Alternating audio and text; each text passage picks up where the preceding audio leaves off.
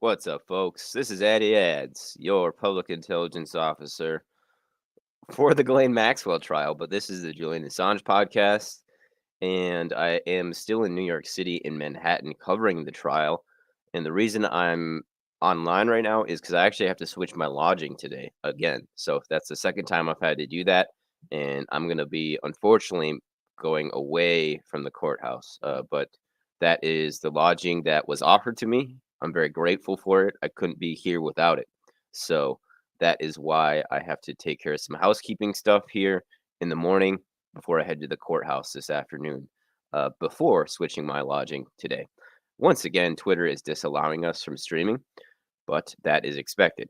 I wanted to go over this article by Brian Stewart on The Bulwark. It's called Julian Assange Deserves Justice, Good and Hard.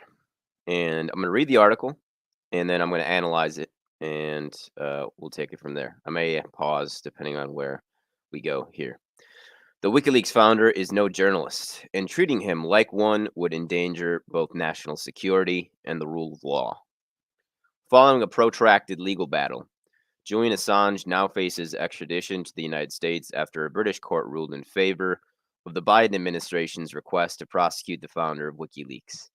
Assange has been remanded in the British justice system on the grounds of his faltering mental health, but he may at least be compelled to answer for his role in obtaining and publishing secret U.S. military and diplomatic documents in 2010.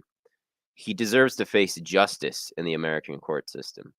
According to the indictment, a federal grand jury approved against Assange in June 2020 to obtain information to release on WikiLeaks' website. Assange recruited sources and predicated the success of WikiLeaks in part upon the recruitment of sources to illegally circumvent legal safeguards on information, including classification restrictions and computer and network access restrictions. Provide that illegally obtained information to WikiLeaks for public dissemination, and continue the pattern of illegally procuring and providing classified and hacked information to WikiLeaks for distribution to the public. That indictment charges Assange with really great writing here. This guy is a really great writer. Two prepositions in a row. Good stuff there, my man. With a conspiracy to obtain and disclose national defense information, obtaining national defense information, disclosing national defense information, and hacking, all related to Assange's 2010 cooperation with Army Private Chelsea Manning to steal and publish classified material. The indictment alleges he offered to help Manning crack a password stored on Defense Department computers connected to a U.S. government network used for classified documents and communications.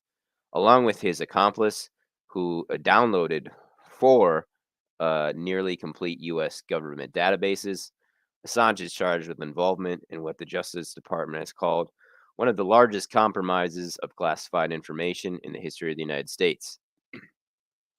Assange's defenders argue that he's being persecuted for intrepid journalism.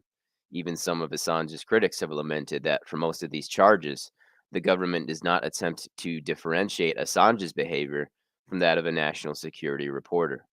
Of course, there's no reason why the Justice Department's prosecution of Assange should be subject to less scrutiny than any other prosecution, like Ms. Maxwell's, for example. But the objection that Assange's charges seriously implicate U.S. press freedoms goes too far, according to Brian Stewart. Goes too far, and we'll get to that in a second here. It's one thing to note, the writer continues, as Jack Goldsmith has, that legally the delineation between the New York Times and WikiLeaks, both of which have published classified information, is underdeveloped. It's another to object to the specific prosecution of Assange as if this case specifically were inappropriate. Amnesty International, for example, has condemned the prosecution as nothing short of a full scale assault on the right to freedom of expression, which is a strange claim to make about a case concerning a single individual. I'm holding my tongue, guys. I'll wait till the end. Assange isn't being charged with journalistic malpractice. Instead, he stands accused of spying and theft, specifically breaking into U.S. government computers containing, according to the indictment, approximately 90,000 Afghanistan war related significant activity reports, 400,000 Iraq war-related significant activity reports, 800 Guantanamo Bay detainee assessment briefs, and some 250,000 U.S. Department of State diplomatic cables. Assange's pilfering and dissemination of America's secrets have done much harm to American interests and almost certainly endangered valiant Afghans fighting in vain to preserve their own democracy. But Assange's illicit activities have by no means been limited to challenging America's deep state. Although these actions fall outside the indictment, he has labored to undermine America's institutions at home.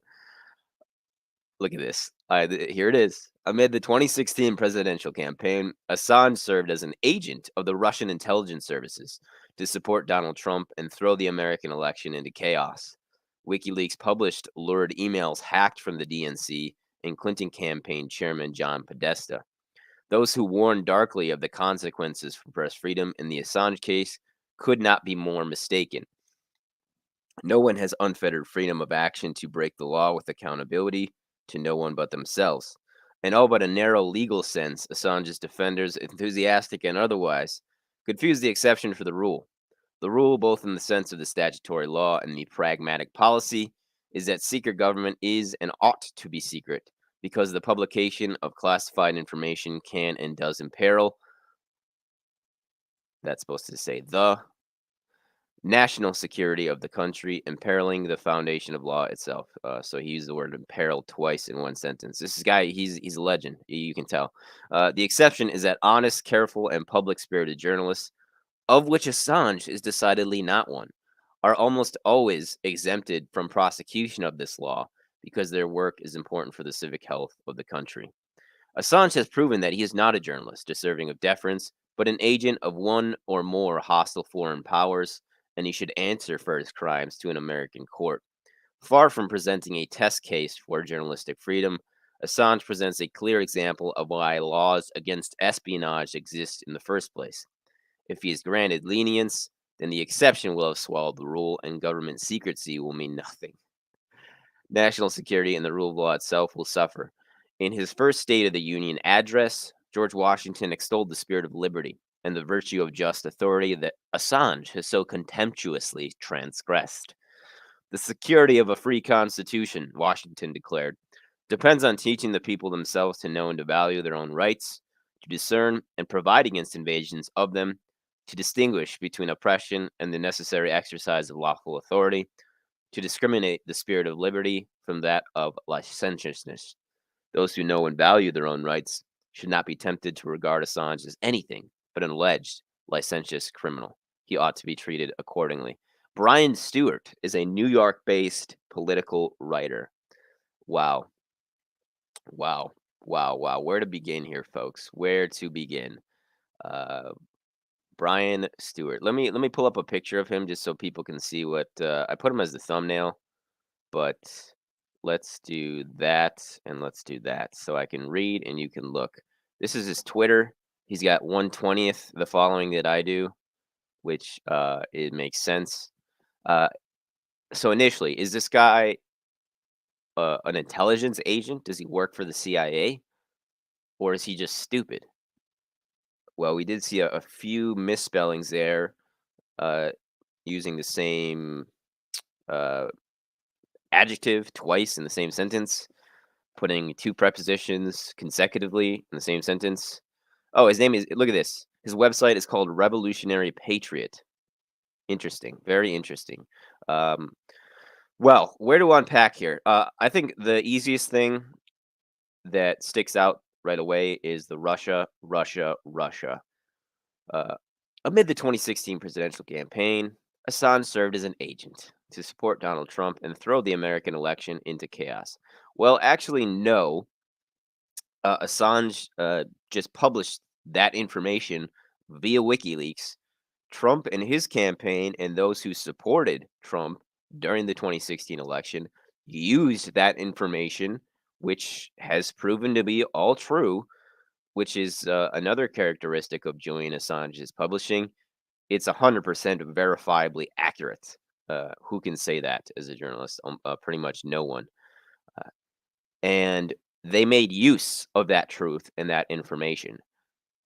Assange didn't directly send information to Trump.